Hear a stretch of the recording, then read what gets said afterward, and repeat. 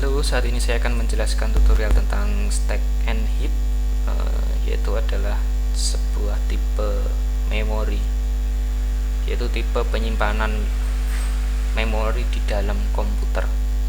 Nah, sebelum saya masuk lagi ke sini, mungkin Anda udah membaca tentang stack and heap di blog saya juga. Silahkan kunjungi, ada di bawah blog saya. Oke, sebelum saya masuk ke dalam stack and heap, saya mungkin akan menjelaskan tentang memori di dalam sebuah komputer. Kalau boleh saya gambarkan, jadi sebuah memori di dalam komputer itu seperti ini. Bentar, mungkin saya pindah dulu.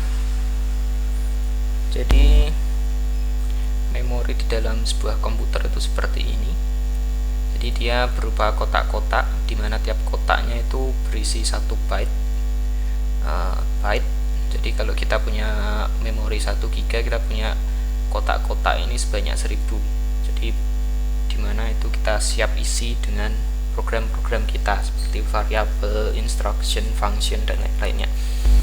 Oke, dan selain dia memiliki kotak-kotak seperti ini, dan tiap kotaknya ini memiliki yang namanya alamat.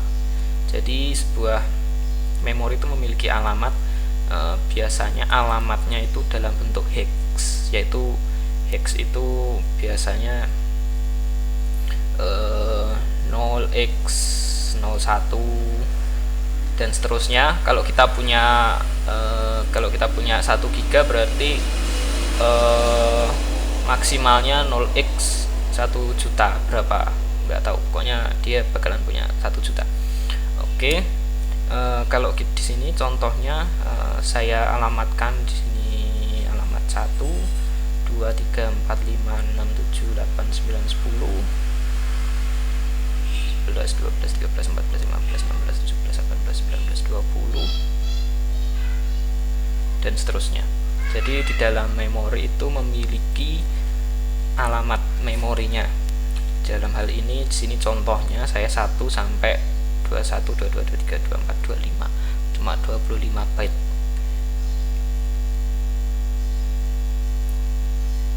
Oke, mungkin itu sekilas tentang memori. Jadi memori memiliki alamat, dan tiap alamat itu ukurannya 1 byte.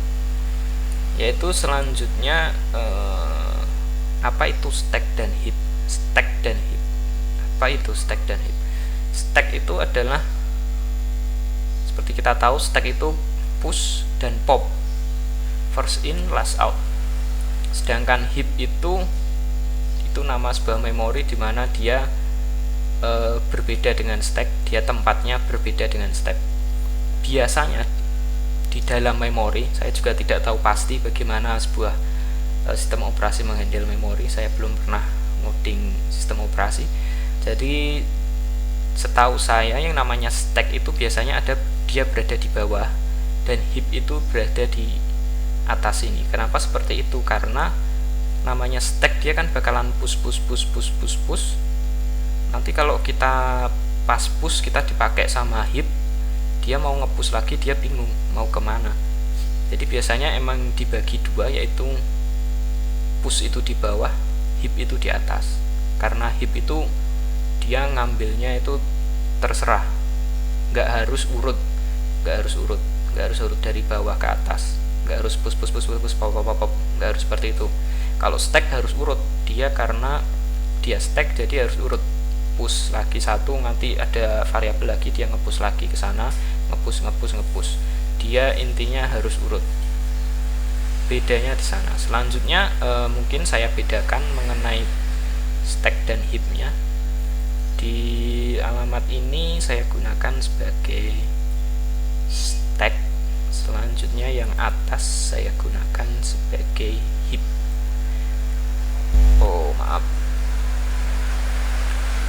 Selanjutnya yang atas ini sebagai heap.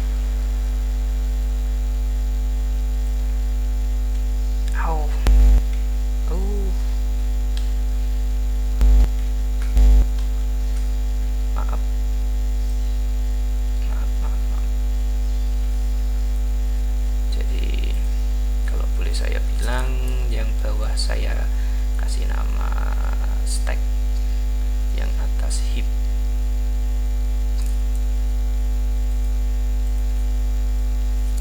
Oke. Selanjutnya kapan sebuah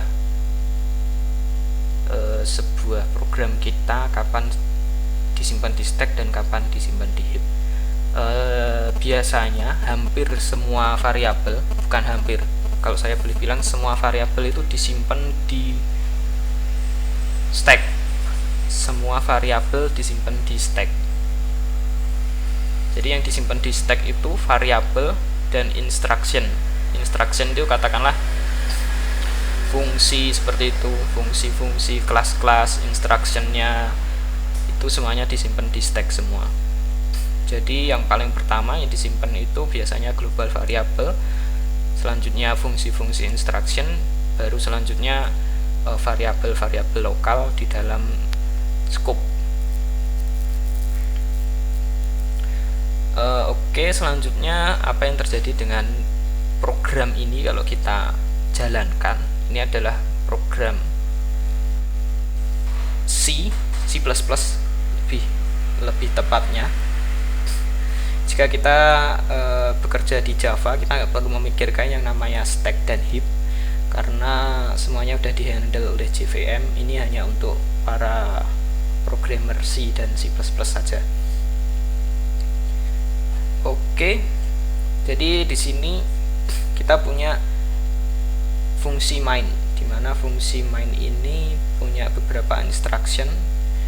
Salah satunya integer A, integer pointer B, big, cout, delete B. Instruction ini disimpan di dalam stack juga.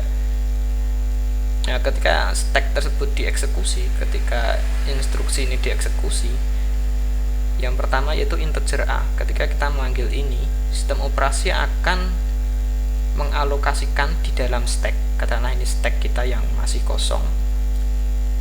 Jadi ya bakalan mengalokasikan dalam stack integer A di sini. Saya akan alokasikan integer A di sini. Di sini integer A sebanyak 4 byte. Dia integer karena integer itu 4 byte. Jadi di sini karena integer dia 4 byte. Ini A disimpan di sini. Selanjutnya ketika kita bikin integer pointer B, dia bakalan bikin juga sebuah variabel bertipe pointer integer. Di sini B.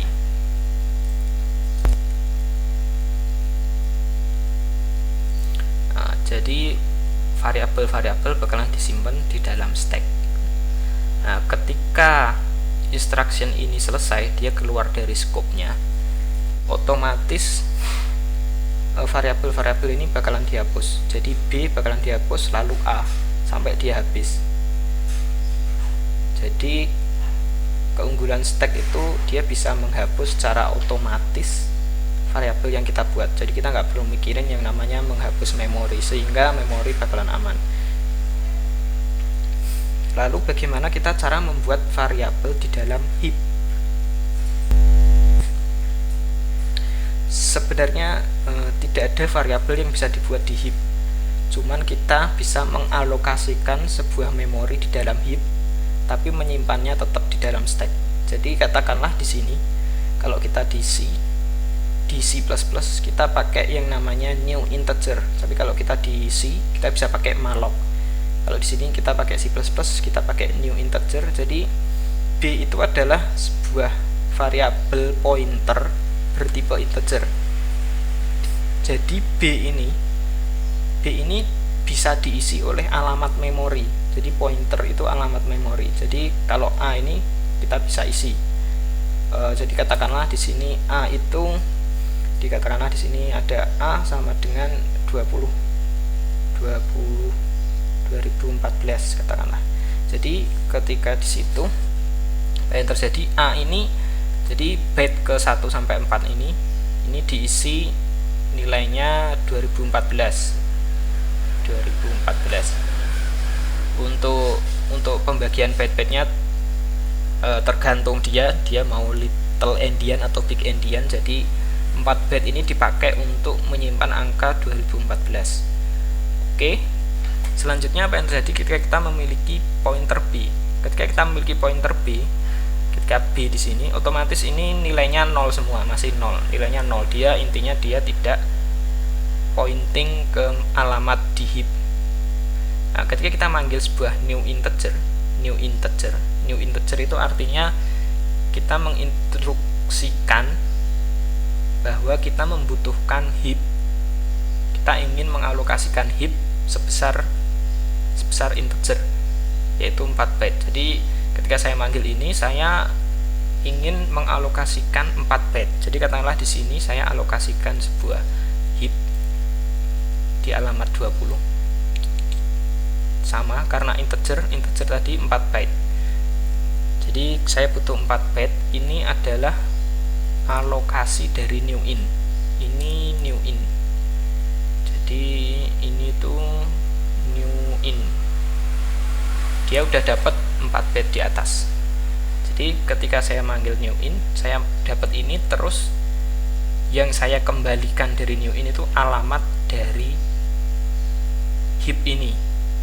Di sini dalam contoh ini alamatnya 20. Jadi ketika saya manggil ini B sama dengan new in, itu 20 ini bakalan dikembalikan dan diassign ke alamat B, ke variabel B, sorry. Jadi B ini isinya adalah, jadi B nanti yang tadinya 0 sebelumnya, jadi dia sekarang nilainya 20. 20 di sini bukan nilai tapi sebuah alamat memori. Jadi dia bakalan point, jadi dia point ke atas. Jadi dia pointing ke atas. Jadi variabel, bukan variabel ya, apa namanya ini? Saya new in di sini, saya panggil new in di sini, itu bakalan di sana, dan untuk yang menyimpan alamat dia adalah si B. Nah, ketika kita exit, kita perlu memanggil delete B. Ketika kode ini tidak ada, delete B itu tidak ada, otomatis secara tidak langsung A dan B ini bakalan dihapus. B dan A dihapus sama sistem dia secara otomatis. Jadi secara tidak langsung alokasi new in ini masih ada di sana, nggak ada yang menghapus dia. Sedangkan kalau kita pengen menghapus dia, kita harus tahu alamatnya itu ada di mana. Jadi katakanlah alamatnya 20, sedangkan yang nyimpen 20 tadi itu dia. Nah, ketika kita udah hapus B, kita nggak tahu alamat si new in ini di mana itu. Nah, untuk itu kita perlu namanya delete B. Delete B itu digunakan untuk mendealokasikan heap di sini. Jadi mendealokasikan artinya heap di atas ini bisa dipakai oleh orang lain, karena kalau kita nggak delete, otomatis sistem operasi akan memberikan flag bahwa alamat 20 sebanyak 4 byte ini dipakai. Ketika kita memanggil delete B, ini bakalan dialokasikan sehingga bisa dipakai oleh program yang lainnya. Jadi seperti itu. Nah, inilah bahayanya bagaimana menyimpan dalam heap. Ketika kita menyimpan dalam heap, itu harus kita handle sendiri untuk alokasi dan dealokasinya. Cuman kelebihannya di dalam heap, ruangnya itu lebih besar, jauh lebih besar dibanding stack. Stack tidak memiliki ruang sebesar heap.